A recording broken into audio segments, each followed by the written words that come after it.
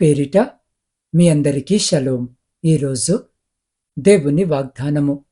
మీ ఎదుటనున్న గ్రామమునకు వెళ్ళుడి, అందులో మీరు ప్రవేశింపగానే కట్టబడి ఉన్న ఒక గాడిద పిల్ల కనబడును. దానిమీద ఏ మనుషుడును ఎప్పుడునూ కూర్చుండలేదు. దానిని విప్పి తోలుకొని రండి. మార్కు సువార్త 11వ అధ్యాయము 2వ వచనం.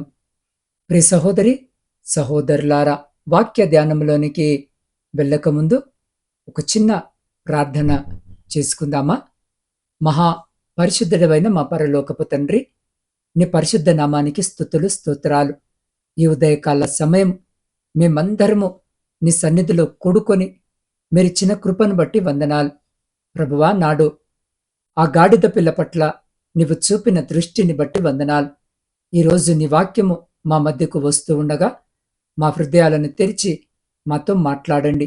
మా జీవితాల్లో ఉన్న అపనమ్మకము, పాపము అనే బంధకాలను తెంపివేయండి. ఈ ఆరాధన ఆది నుండి అంతము వరకు మీ ఆత్మ నడిపింపులో జరిగించమని, వినే ప్రతి చెవిని, గ్రహించే ప్రతి హృదయాన్ని సిద్ధపరచమని మా ప్రభువైన యేసు క్రీస్తు నామమున అడిగి పొందుకొని ఉన్నాము తండ్రి, ఆమెన్. ప్రియ సహోదరి సహోదరులారా, ఈరోజు జీవాక్యము వినిచిన మీ అందరికీ మన ప్రభువును ప్రేరక్షకుడైన యేసు క్రీస్తు జీవము కలిగిన నామమున ఈ నూతన దినపు శుభములను, వందనములను తెలియజేయుచున్నాను. ప్రియులారా, ఆ రీతిగానే మన గణతంత్రపు దినోత్సవపు శుభాకాంక్షలను కూడా తెలియజేస్తూ ఉన్నాను. ప్రియులారా, మన ప్రభువైన యేసు క్రీస్తు యెరూషలేము జైత్రయాత్రకు సిద్ధపడుతున్నప్పుడు ఆయన తన శిష్యులతో చెప్పిన మాటలు ఇవి: మీ ఎదుటనున్న గ్రామమునకు వెళ్ళుడి, కట్టబడి ఉన్నొక గాడిద పిల్ల కనబడును, దానిని విప్పి తోలుకొని రండి అని. ఈ వాక్యములో 3 ముఖ్యమైన సత్యాలు ఉన్నాయి. మొదటిది గుర్తింపు. లోకానికి అది కేవలము కట్టబడిన గాడిద పిల్ల కావచ్చు, కానీ దేవునికి అది తన మహిమ కోసము ఎంచుకోబడిన సాధనము. రెండవది విడుదల. అది కట్టబడి ఉంది, అది విడుదల పొందితేనే ప్రభు సేవకు ఉపయోగపడుతుంది. 3, ప్రభువుకి ఇది కావాలి అనే మాట ఆ గాడిద పిల్ల జీవితాన్ని మార్చివేసింది. ఈరోజు ఈ వాక్యము వినిచిన మీరు కూడా ఏదైనా బంధకాల్లో ఉన్నారా? ప్రభు మిమ్మల్ని విడిపించి వాడుకోవాలని ఆశ కలిగి ఉన్నాడు. అవును ప్రియులారా, మనం చదువుకున్నటువంటి వాక్య భాగములో ఏమని రాయబడి ఉంది అనంటే, ఒకసారి యేసు క్రీస్తు ప్రభువారు బెతనియా అనేటటువంటి గ్రామాల్లోకి వెళ్ళినప్పుడు అక్కడ తన శిష్యుల్లో నుంచి 2 వ్యక్తులను పిలిచి ఈ మాటల్ని దేవుడు చెప్తున్నాడు. మీరు మీ ఎదుట ఉన్న ఒక గ్రామానికి వెళ్ళండి. ఆ గ్రామంలో మీరు వెళుతూ ఉండగా మీకు కట్టబడి ఉన్న ఒక గాడిద పిల్ల మీకు కనిపిస్తుంది. దాన్ని నా దగ్గరికి తీసుకొని రండి.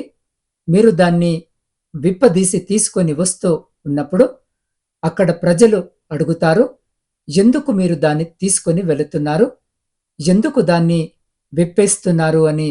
అప్పుడు మీరు ఈ విధముగా చెప్పాలి, అది ప్రభువుకి కావలసి ఉన్నదని చెప్పండి.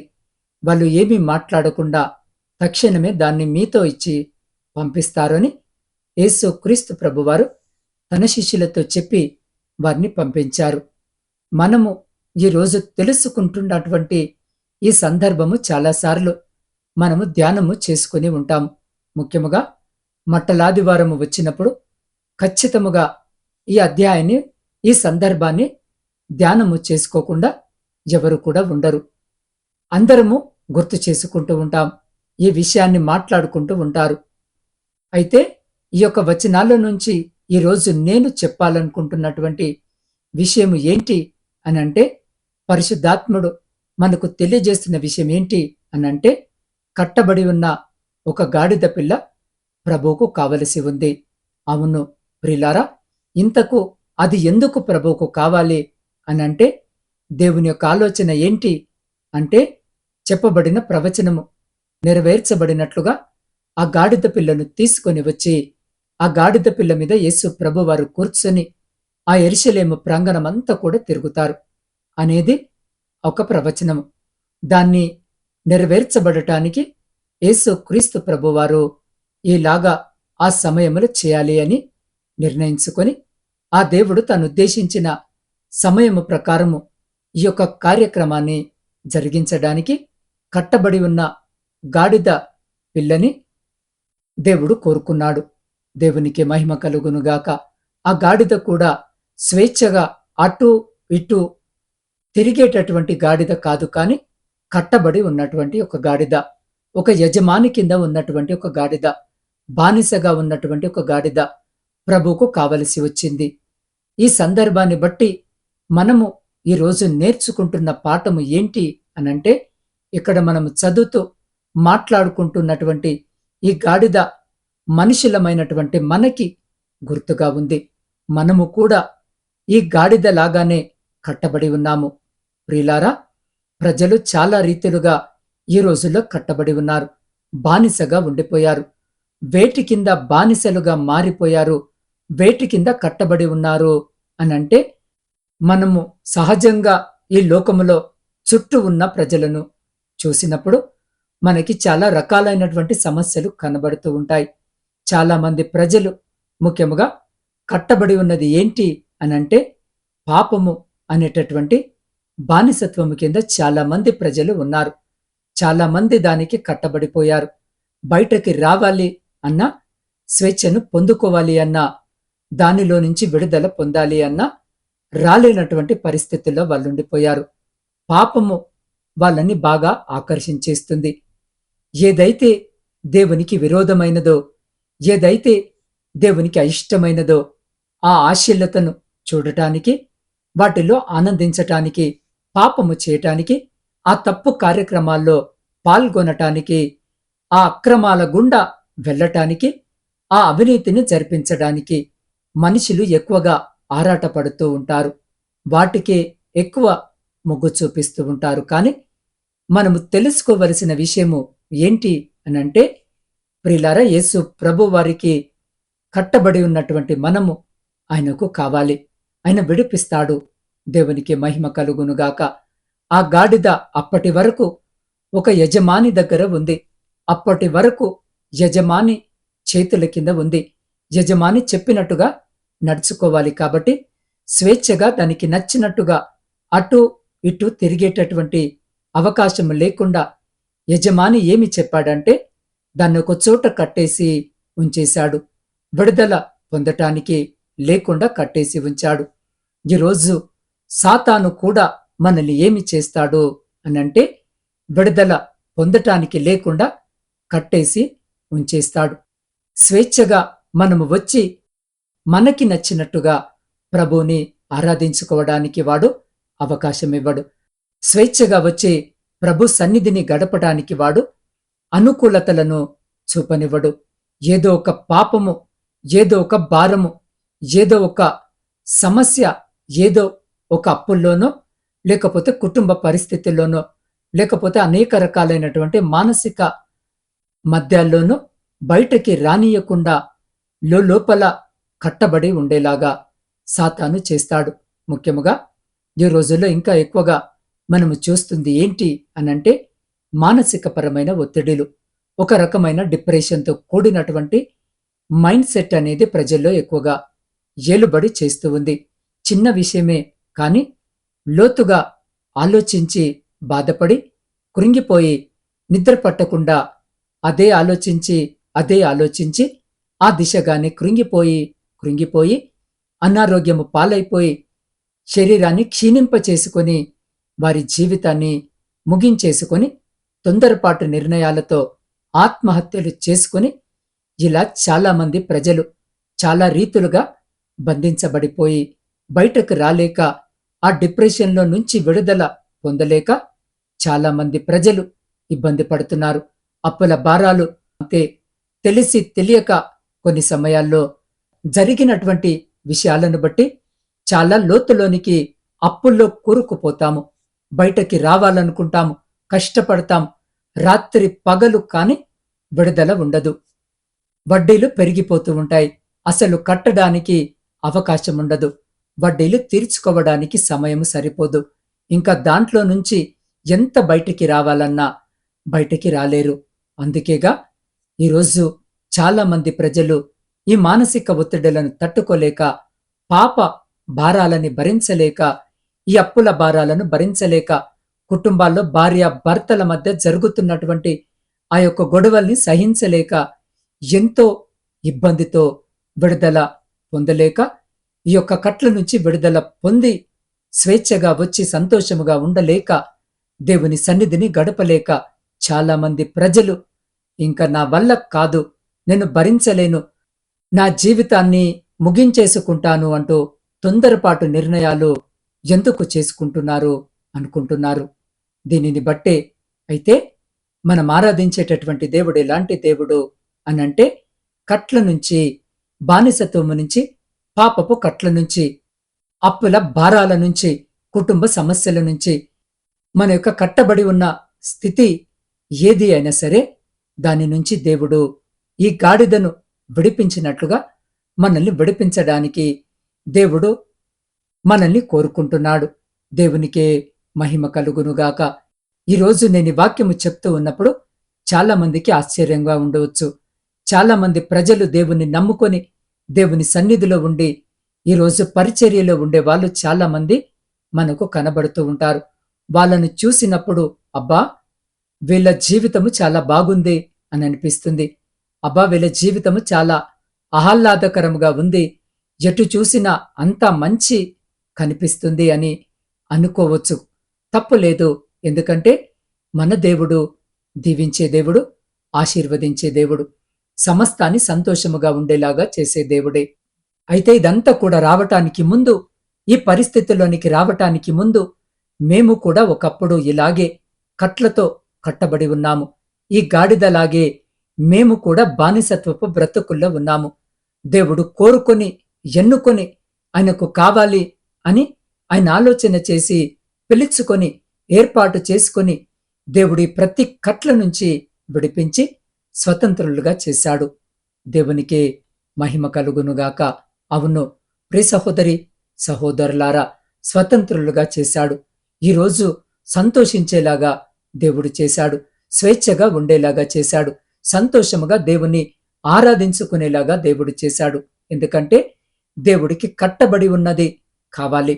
అలాగా దేవుడు మనల్ని ఎన్నుకొని, కోరుకొని, పిలుచుకొని విడిపించినట్లే ఈరోజు దేవుని మాటలు వింటున్నటువంటి మీ జీవితాల్లో కూడా దేవుడు కోరుకుంటున్నాడు, విడిపించాలనుకుంటున్నాడు, స్వేచ్ఛని ఇవ్వాలని అనుకుంటున్నాడు, స్వతంత్రులుగా చెయ్యాలని అనుకుంటున్నాడు. కాబట్టి ప్రియ సహోదరి, సహోదరుడా, ఈ ఉదయకాల సమయం ఈ వాక్యము వింటున్న మీకు మంచి విషయాన్ని తెలియజేస్తున్నాను. నేను చెప్పిన రీతిగా మీరు కనుక అలాంటి కట్లతో బంధించబడిపోయి బాధతో జీవితాన్ని ముందుకు తీసుకొని వెళుతున్నట్లయితే, మనం ఆరాధిస్తున్నటువంటి దేవుడు మీకు స్వాతంత్రాన్ని ఇవ్వటానికి, విడుదలను అనుగ్రహించడానికి మనల్ని కోరుకుంటూ ఉన్నాడు. ఆయనకి మనము కావాలి. దేవునికి మహిమ కలుగునుగాక. ప్రతి వ్యక్తి కూడా దేవునికి కావాలి. ఈ గాడిదను విడిపించి తీసుకొని వచ్చిన తర్వాత యేసు ప్రభువారు ఏమి చేశారో తెలుసా? ఆ గాడిద పైన కూర్చొని ప్రయాణము చేశారు. అప్పటి వరకు ఆ గాడిద బురదలో ఉంది, మట్టిగా ఉంది. ఇబ్బందికరమైన పరిస్థితుల్లో అందరూ చీదరించుకునేలాగా, అందరూ కూడా అసహించుకునేలాగా, అవసరానికి వాడుకొని మళ్ళీ తిరిగి వెళ్ళి అక్కడ కట్టేసేటట్టుగా అది వాడబడి ఉంటుంది. కాని ప్రియ సహోదరి, సహోదరుడా, ఎప్పుడైతే యేసు క్రీస్తు ప్రభువారు దాని మీద కూర్చున్నారో, ఇక అందరూ కూడా కొత్త బట్టలు తీసుకొచ్చి ఆ గాడిద మీద వేశారు. ఆ గాడిద నడిచే స్థలాలు కొత్త బట్టలు పరిచారు. చుట్టూ ఉన్నటువంటి ప్రజలు మట్టలు తీసుకుని వచ్చి ఆకులతో, మట్టలతో, పువ్వులతో అలాగా ఊపుతూ జయము జయము, హోసన్నా హోసన్నా అంటూ దేవుని ఘనపరుస్తూ ఉంటే, ప్రియ సహోదరి, సహోదరుడా, జాగ్రత్తగా విను. ఈ గాడిద కనిపించి ఉంటుంది, ఇన్ని రోజులు నేనున్నటువంటి పరిస్థితి ఏంటి, నేనున్నటువంటి దుర్వాసనమయమైనటువంటి పరిస్థితి ఏంటి, ఈరోజు యేసు ప్రభు నా మీద కూర్చోవటాన్ని బట్టి అందరూ కూడా ఘనపరుస్తున్నారు, నాకు మంచి వస్త్రాలు నా మీద వేస్తున్నారు, నేను నడిచే స్థలాల్లో వస్త్రాలు వేస్తున్నారు, నూతన వస్త్రాలు తీసుకొని వచ్చి పరుస్తున్నారు, ఎంత ఘనత వచ్చింది నాకు కూడా అని చాలా సంతోషపడి ఉంటుంది. ప్రియ సహోదరి సహోదరుడా, మన జీవితాల్లో కూడా దేవుడు ఆ కట్ల నుంచి విడిపించి స్వతంత్రులుగా మాత్రమే దేవుడు చేయడు. ఆయన మన మీద కూర్చుంటాడు, మనలో ఉంటాడు, మనల్ని నడిపిస్తాడు, మనల్ని ముందుకు తీసుకుని వెళతాడు. ఆయన్ని కలిగి మనము ముందుకు వెళ్ళినప్పుడు ప్రజలందరూ కూడా మనల్ని బట్టి ప్రభువును ఘనపరిచేటట్లుగా మన జీవితాల్ని దేవుడు సమస్త విషయాల్లో ఆశీర్వదిస్తాడు. మానసిక వేదన పోతుంది, అప్పుల భారము పోతుంది, పాప భారము పోతుంది. మనం ఏదైతే మాట్లాడుకున్నామో సమస్త విషయాల్లో దేవుడు విడుదల అనుగ్రహించినప్పుడు ఇంకా మనము నీతిగా, పవిత్రంగా, పరిశుద్ధముగా మారిపోతాము. యేసయ్య వచ్చేశాడు కదా, నీటిగా మారిపోతాం. మనల్ని బట్టి దేవుడు ఘనపరచబడేలాగా మన జీవితము మారిపోతుంది. కాబట్టి ప్రియ సహోదరి సహోదరుడా, ఈ ఉదయకాల సమయము ఏంటి నా జీవితం అనే ప్రశ్నతో, బాధతో కృంగిపోతూ ఉన్నట్లయితే మీకు ఒక మంచి మాటని చెబుతున్నాను. నువ్వు కట్టబడి ఉన్నట్లయితే దేవుడికి నీవు కావాలి. నిన్ను విడిపించి స్వతంత్రులుగా చేసే శక్తి దేవునికి మాత్రమే ఉంది. అదే రకమైన సమస్య అయినా, ఏ రకమైన ఇబ్బంది అయినా ప్రతి దాని నుంచి దేవుడు విడిపిస్తాడు. ఆ గాడిదకి స్వతంత్రత ఇచ్చినట్టు మనకు కూడా స్వతంత్రతను ఇస్తాడు. ఆ గాడిద మీద కూర్చొని యేసయ్య ప్రయాణము చేసినట్టు మనలో ఆయన ఉండి ప్రయాణము చేస్తాడు. చుట్టూ ఉన్నవాళ్ళు ఘనపరిచినట్టుగా మనలో ఆయన ఉన్నాడు. కాబట్టి దేవుని ద్వారా మనము కూడా ఘనపరచబడతాము, దీవించబడతాం, ఆశీర్వాదకరంగా మార్చబడతాం. సంతోషము వస్తుంది, సమాధానము వస్తుంది, ఆరోగ్యము వస్తుంది, నెమ్మది కలుగుతుంది, ఒత్తిడంతా పోతుంది. దేవుడు విడుదలనిస్తాడు. ప్రియ సహోదరి సహోదరుడా, ఈరోజు వాక్యము సెలవిచ్చినట్లు ఆ గాడిద పిల్ల ఎవరికి ఉపయోగపడకుండా కట్టబడి ఉంది. బహుశా ఈరోజు ఈ వాక్యము వినిచిన మీ జీవితాలు కూడా ఈరోజు అపరాధ భావముతోనో, వ్యసనాలతోనో, లోకపు ఆశలతోనో కట్టబడి ఉన్నాయేమో. కానీ ఈరోజు యేసు క్రీస్తు ప్రభువు మీ గురించి ఒక మాట సెలవిస్తున్నారు. దానిని విప్పి తోలుకొని రండి అని. ఆయనకు మీరు కావాలి. మీ గతాన్ని ఆయన పట్టించుకోరు. ఎవరు కూర్చొని ఆ గాడిద పిల్ల మీద రాజుల రాజు కూర్చొని ప్రయాణించారు. మీరు దేవునికి అప్పగించుకుంటే మీ జీవితము ద్వారా ఆయన గొప్ప మహిమను పొందుతాడు. మీ బంధకాల నుండి విడుదల పొంది దేవుని సేవలో వాడబడాలని మీరు ఆశపడుతున్నారా? అయితే ఇప్పుడే మీ హృదయాలను ప్రభువుకి అప్పగించండి. ప్రభువా, నన్ను విడిపించు, నేను నీకు కావాలి అని అడగండి. ఈ లోకములో మనం ఎన్నో బంధకాలతో సతమతమవుతుంటాం. మనుషులు చూసే బంధకాలు వేరు, మనల్ని లోపల బంధించే పాపపు బంధకాలు వేరు. బహుశా ఈరోజు జీవాక్యము వినిచిన మీరు కూడా నేను దీని నుండి బయట పడలేను, ఇది నా వల్ల కాదు అని ఏమైనా చెడు అలవాట్లకో, అపవిత్ర ఆలోచనలకో, లోకపు ఆకర్షణలకో బానిసలైపోయారా? యేసు ప్రభు నానాడు కట్టబడి ఉన్న గాడిద పిల్ల గురించి ఏమన్నారో తెలుసా? దానిని విప్పి తీసుకుని రండి, అది నాకు కావాలి అని అన్నారు. లోకానికి పనికిరాని ఆ గాడిద పిల్ల ఆయనకు కావాలి. ఈరోజు బంధకాల్లో ఉన్న మీరు కూడా ఆయనకు కావాలి. ఆయన మిమ్మల్ని విడిపించడానికి సిద్ధముగా ఉన్నాడు. ఈ పాట పాడుతూ ఉండగా మన హృదయాలను ఆయనకు అప్పగిద్దాం. ఈ మాటలు నా కోసము దేవుడు చెప్తున్నారు అని నమ్ముతూ ఆరాధన చేద్దాం. ఈ లోకమాయలో పాపపు బంధినై కదిలే నిశ్శబ్దమై కన్నీటి దారిలో ఉన్నానయ్యా. బానిస బ్రతుకుతో బరువెక్కిన హృదయముతో విడుదల లేక నేను విలవిలాడుతున్నానయ్యా.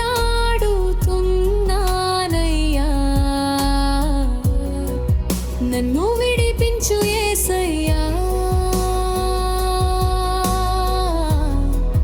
నీవు కావాలి మెస్సయ్యా.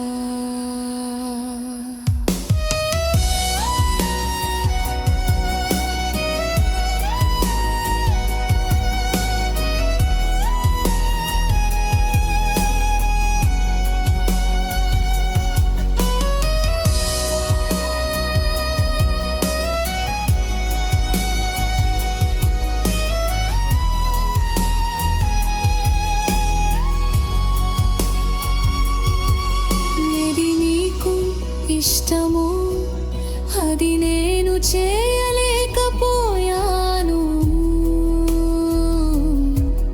ఏది నీకు విరోధమో దానికే నా మనసునిచ్చాను. అశ్లీలత చీకటిలో, ఆకర్షణల సుడిగుండంలో చిక్కుకున్న నా ప్రాణం స్వేచ్ఛకై వెతుకుతోంది. నీ రక్తముతో కడిగి నన్ను నీ వైపు త్రిప్పుకోవా.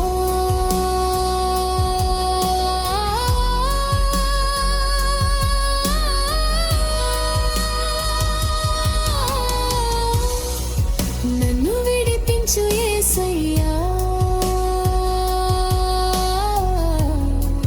నీవు కావాలి మేసయ్యా.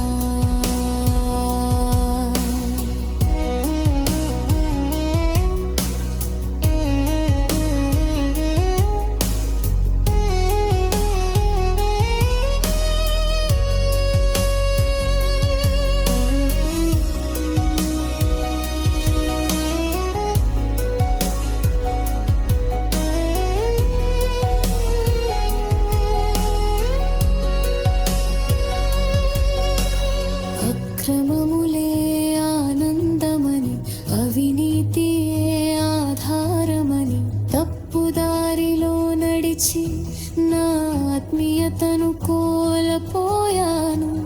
బయటకు రాలేని స్థితి, బంధకములే నా ఆస్తి. విప్పి తోలుకొని పొమ్మన్నావు కదా, గాడిద పిల్లలా నన్ను నీ మహిమకు వాడుకోవా. నీవు కావాలి యేసయ్యా.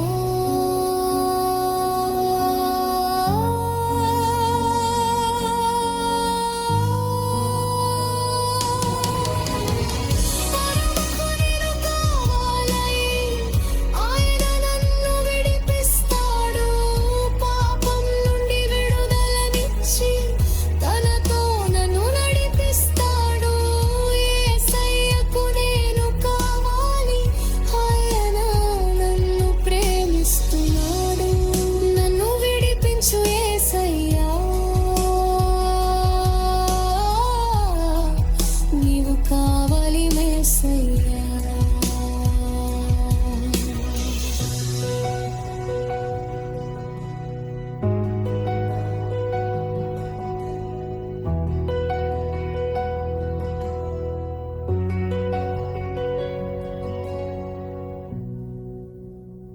ఈ సమయంలో ఈ మాటలు వింటున్న మీరు కళ్ళు మూసుకొని నాతో పాటు ప్రార్థనలో ఏకీభవించండి. పరిశుద్ధుడా, ప్రేమ నమ్మకము కలిగిన మా ప్రియ పరలోక పరమ తండ్రి, ఈ ఉదయకాల సమయం కట్టబడి ఉన్నటువంటి గాడిదను మీరు కోరుకున్న విషయాన్ని గుర్తు చేసుకుంటూ మా జీవితాల్లో మేము కట్టబడి ఉన్నటువంటి పరిస్థితుల నుంచి మమ్మల్ని విడిపించడానికి మీరు మమ్మల్ని కోరుకున్నారని, మేము మీకు కావలసి ఉన్నామని నీ మాటల ద్వారా తెలుసుకొని సంతోషిస్తూ ఉన్నామయ్యా. అయ్యా, మిమ్మల్ని కలిగి ఉన్న మేము ధన్యులం. మీరు లేక చాలా మంది ప్రజలు కట్టబడిన స్థితిలోనే ఉండి చాలా రీతులుగా ఇబ్బంది పడుతున్నారు.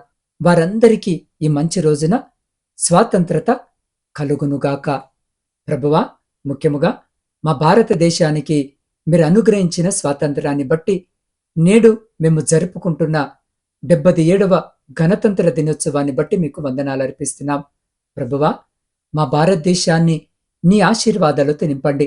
కాశ్మీర్ నుండి కన్యాకుమారి వరకు ఉన్న ప్రతి రాష్ట్రాన్ని, ప్రతి గ్రామాన్ని దీవించండి. మా దేశంలో శాంతి సమాధానము వర్ధిల్లేలా చేయండి. కుల, మత, ప్రాంతీయ విభేదాలు తొలగిపోయి ప్రజలందరూ సోదర భావముతో మెలగడానికి కృప చూపండి. తండ్రి, మా దేశాన్ని పరిపాలిస్తున్న రాష్ట్రపతిని, ప్రధానమంత్రిని, ముఖ్యమంత్రులను, మరి అధికారులందరినీ నీ హస్తాలకు అప్పగిస్తున్నాం. వారు ప్రజల క్షేమము కోసము, న్యాయము కోసము సరైన నిర్ణయం తీసుకునేలా వారికి పరలోకపు జ్ఞానాన్ని ప్రసాదించండి. పేదరికము, నిరుద్యోగము వంటి సమస్యలు తొలగిపోయేలా పరిపాలన సాగడానికి సహాయం చేయండి. దేవా, దేశ సరిహద్దుల్లో ఎండనక వాననక మమ్మల్ని కాపాడుతున్న సైనికులందరినీ దీవించండి. వారిని, వారి కుటుంబాలను నీ ఆశీర్వాదపు కంచెలో భద్రపరచండి. వారికి తగిన బలాన్ని, ధైర్యాన్ని అనుగ్రహించండి. ప్రభువా, ఒక పౌరునిగా మా బాధ్యతలను మేము గుర్తించేలా చేయండి. దేశ చట్టాలను గౌరవిస్తూ, నీతిగా, నిజాయితీగా జీవిస్తూ, మా దేశ అభివృద్ధిలో మేము కూడా భాగస్వామ్యులయ్యేలా మమ్మల్ని నడిపించండి. మా దేశము నీ వెలుగులో ప్రకాశించేలా చేయమని మీ పాద సన్నిధిలో వేడుకొనుచున్నాం. దేవా, ఈరోజు జన్మదిన, వివాహ వార్షికోత్సవాలు జరుపుకొంచున్న ప్రతి బిడ్డ కొరకు ప్రార్థిస్తున్నాం. ప్రతి బిడ్డను మీ నూతన దయాకిరీటం చేత ఆశీర్వదించండి. అయా, ఇతరాత్ర శుభకార్యాలు జరిగించుకుంటున్న కుటుంబాలతో కూడా మీరుండి తండ్రి, సంతోషకరమైన కుటుంబ జీవితమును దయచేయమని వేడుకొనిచున్నాం. ప్రభువా, నువ్వు నమ్మదగిన దేవుడవు. ఆకాశమును, భూమిని, సముద్రమును సృజించిన నీకు అసాధ్యమైనది ఏదీ లేదు. ఈ సమయంలో వివిధ రకాల అనారోగ్యాలతో బాధపడుతున్న నీ బిడ్డలందరినీ నీ పాదాల చెంతకు తీసుకుని వస్తున్నాం. తండ్రి, నవీన, సత్య, మేఘన, యశస్విని, దయారత్నం, మల్లికార్జున స్వామి, జహంగీర్, సుబ్బారావు, పద్మ, జ్యోతి, కళావతి మరియు రాజేశ్వరిలను మీరు ముట్టండి. శరీరంలోని ప్రతి క్యాన్సర్ కణము మీ పరిశుద్ధ నామములో నిర్మూలమవునుగాక. వారి శరీరాలకు సంపూర్ణ ఆరోగ్యాన్ని ప్రసాదించండి. అయ్యా, సిద్ధు, లక్ష్మణ్, ప్రవీణ్ కుమార్, నాగజ్యోతులను మీ సన్నిధికి అప్పగిస్తున్నాను. పాడైన వారి కిడ్నీలను నీవు నూతనముగా సృష్టించగలవు. సృష్టికర్తవైన నీవు వారిని స్వస్థపరిచి వారికి నూతన జీవము దయచేయమని వేడుకొనిచున్నాం. దేవ, సుబ్బారావు, రాంబాబు, శివకృష్ణ, గుణసుందరమ్మ, బాలప్ప, రంగన్న, కృపాకర్, జయకృష్ణ, భాస్కర్రావు, విజయలక్ష్మి, శ్రీనివాసరెడ్డి, వెంకటేశ్వరమ్మలను పక్షవాతము నుండి విడిపించండి. పవన్, సుగుణావతి, జయమ్మలు, సుశీలాలను గుండె సంబంధిత వ్యాధుల నుండి విముక్తులను చేయండి. వారి రక్తనాళాలు, కండరాలలో నీ శక్తి ప్రవహించునుగాక. అయ్యా, చాలా మాసాలుగా కోమాలో ఉన్న నానిని ఇప్పుడే నీ శక్తితో తాకండి. తండ్రి, లీలావతి మరి ప్రశాంతిలకు బ్రెయిన్ ట్యూమర్ నుండి, కీర్తనను రూమటాయిడ్ ఆర్థరైటిస్ నుండి, లక్ష్మిని హెచ్ఐవి నుండి, మరో సహోదరి ఫిట్స్తో బాధపడుతున్న ఈ సహోదరిని మీరు స్వస్థపరచండి. రత్న మరి అనితలను వేధిస్తున్న అపరిచిత వ్యాధులను నువ్వు గద్దించమని వేడుకొనిచున్నాం. దేవ, 10 ఏళ్లుగా భయముతో ఒంటరి జీవితాన్ని గడుపుతున్న సహోదరుడు సజ్జిత్ హృదయాన్ని మీరు తాకండి. భయపడకము, నేను నీకు తోడయున్నాను అన్న నీ వాగ్దానం అతని జీవితంలో నెరవేరునుగాక. సజ్జిత్ మనసులో ఉన్న ప్రతి భయము మీ పరిశుద్ధ నామములో తొలగిపోవునుగాక. ప్రభువా, నువ్వు మాట తప్పని దేవుడవు, నువ్వు గాయపరచువాడవు, నీవే స్వస్థపరచువాడవు. ఇక్కడ ప్రార్థించబడిన ప్రతి ఒక్కరి జీవితంలో నీ అద్భుత కార్యాన్ని మేము చూచినట్లు కృప చూపమని వేడుకొనిచున్నాం. దేవా, ఈ సమయంలో ప్రపంచంలో శాంతి సమాధానాల కొరకు ప్రార్థిస్తున్నాం. విడిపోయిన విచ్ఛిన్నమైన ప్రతి కుటుంబాన్ని తిరిగి కట్టుమని వేడుకొనిచున్నాం. ముఖ్యంగా నా ఆత్మీయ కుటుంబ సభ్యులందరినీ మీ పరిశుద్ధ పాదాల చెంత పెడుతూ ఉండగా బిడ్డలందరినీ జ్ఞాపకం చేసుకోండి నాయన.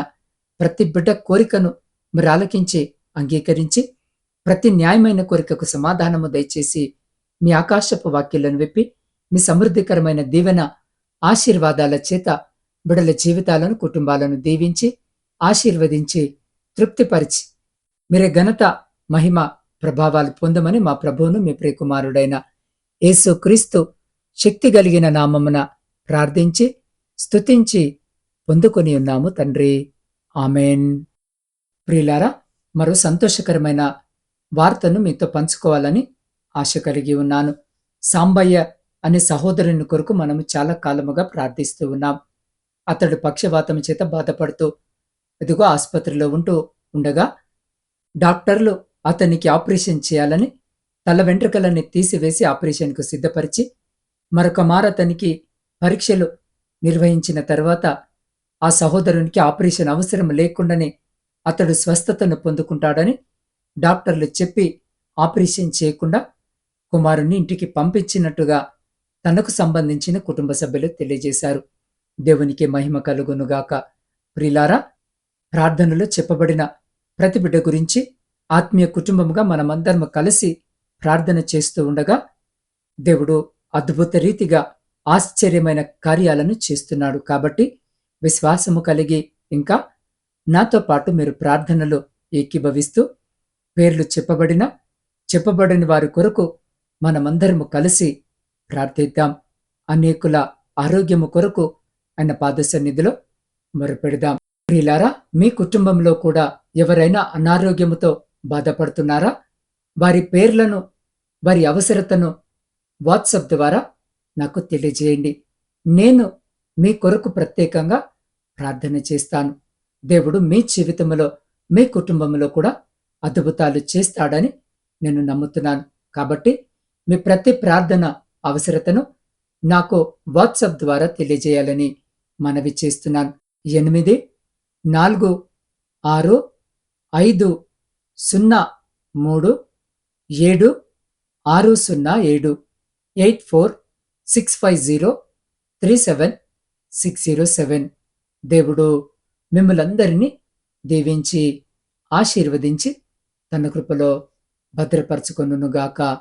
ఆమెన్.